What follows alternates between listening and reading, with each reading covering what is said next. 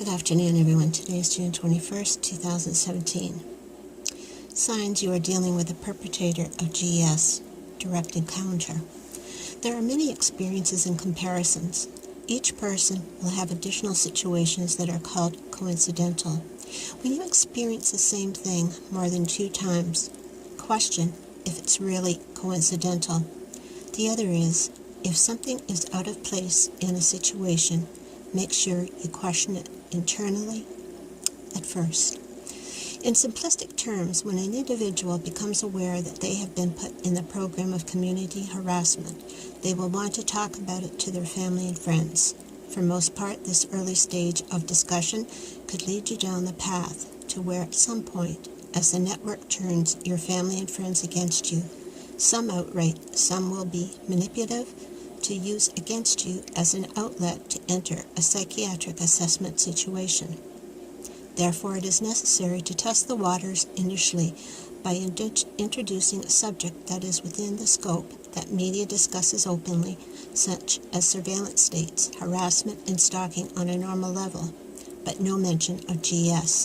This subject is over the heads of most people to some extent. So what you would do is simply say offhandedly, not relating to yourself, just say, I heard somewhere that this person is being stalked by a group of people day in and day out. They seem to have found audio and video bugs in their home, but there are other people experiencing it. What do you think about it? Sometimes they will say that it is interesting. And they will ask you, do you have a link to the article or whatever? Or on the other hand, they will not want to discuss it wholly, but will seem interested, then drop the subject. This is a general approach, even to getting people interested in stages, to know the subject of what is happening worldwide.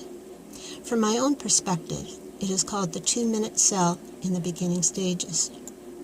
Now, for the points to remember, although gang stalking is used as words quite a bit, it is for all intents and purposes a massive community stalking and harassment program run by an entity that is the central theme to the collection of all other agencies and social agencies, lawmakers, government, intelligence agencies, research agencies, pharma, organized crime, and it goes on.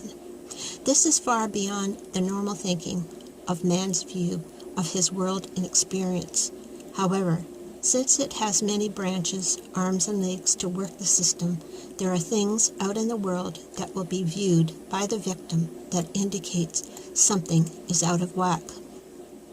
And I will put these in numbers. 1, your work life may start to escalate into more of a combative atmosphere where harassment plus once friendly workmates will now make your life difficult. This may or not lead to community harassment afterwards. You may find that you will experience ID theft through the acquisition of your mail, garbage, etc. 3, you will find, depending, there are minor burglaries and break-ins in your apartment or home. For instance, food and skin products could be tampered with, clothing, computers. Internet services. Example of this situation for my particular period of what happened back in 2011. In April of 2011, I queried a particular company about the cost of cell phone service. Now, 2 years prior to that, I had used their cable service, but I didn't put any order in for a new cell phone or whatever. Strangely, by September 2011, I received an outstanding bill, and I just thought maybe I didn't pay it off at 2 or 3 years prior to that date. So I paid it. It was $100. But then I started questioning it because I was still frazzled at that point with the overt program that was now coming out full force.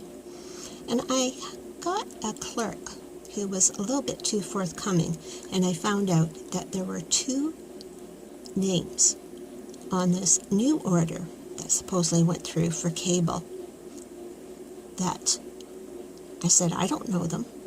And there were other things that really shone a light on it. But they shut right up. after I found out all this information. So what about the $100? Well, it took a few months, but I finally got it back. I never dealt with that company again. Number 4, if you live in an apartment, you may notice more and more people are moving in and out. Number 5, you may find that wherever you go, you will see the same person is near you that was at another location. Number 6, if you live in an apartment building, the superintendent will start requesting entry into your apartment for necessary work orders. 7, there will be noise campaigns, whether in your apartment, surrounding area, or even outside your home. 8, you will find more traffic on your street. 9, strangers that you have never seen before start to populate your favorite coffee shop, but disappear after a few short months. You will find it weird in the beginning, but people will be wearing one particular color everywhere you go. Red and black are common, but it has grown into blue, pink, green, turquoise, etc. 11, you will begin to see vehicles with one light on, or one light brightly shining. 12, if you drive, there will be a setup accidents or following too closely. You may be boxed in for some reason by 2 vehicles at each side and one in front and back. 13, the color program extends to vehicles: black, white, red, gray, and now they have added yellow, a certain type of green, etc. These particular ones of the green and the yellow are pretty well rare. Once you gain knowledge about the program, moving to another location does not necessarily help. There are networks in every community. This is one of the most organized entities in history. It is populated by technology, especially cell phones and the use of GPS. If you have to move, do it with caution and investigation. 15, don't panic in those beginning days, but you may see vehicle convoys that appear suddenly and keep up day and night on your quiet street. It will be far more extraordinary than the usual vehicle parade that the network does. 16, be careful of who you talk to, even in the TI community in the beginning days. Listen at first if you go into a chat room. You are not face-to-face with a person, but talk a bit and get to know what people on the chats and through YouTube. 17, do not trust anyone to the degree that your internal mechanism tells you that there is something wrong. These are basic guidelines, and there are many more, but now I'd like to talk about family and friends. Before I give you the points, many people will experience 2 things. Either family and friends desert them, or some will remain loyal throughout. It has been found that many who have a solid family relationships and many friends may not be tagged for the program. It seems that the highest proportion of victims are women from all statuses of society, second are males, then different categories of belief systems and practices. Also, those who are what you would call lone wolves or are sole beneficiaries on policies, etc. And it could go on and on. I've also seen it with corporate blacklisting, where an organization will go out to the entity, whoever does it, to enlist a program for that person. The following are my own experiences and observations. When I awoke one morning to the obvious changes that was beginning to me in 2011 with the advent of the program going full force with the culmination of the vehicle convoys that went on for almost 2 or 3 months on my once quiet street, I was perpetually on the fringes of fear, but throughout it I used my camera overtly, not so much anymore. I started with going into the chat rooms and found more answers and other individuals who helped me in those early stages of the new experience. But there was a need for me, for my own world, to connect with family. If you talk to family or friends about GS, some will deny it, some will not listen to it, and will try to stifle your conversation about it. Some will be open to it. 2, you will see them wearing the colors and will start the gaslighting. If you don't understand about gaslighting, there are many good articles on the web. 3, they may make demands on you without first consulting you. They may make an issue of it if you don't comply.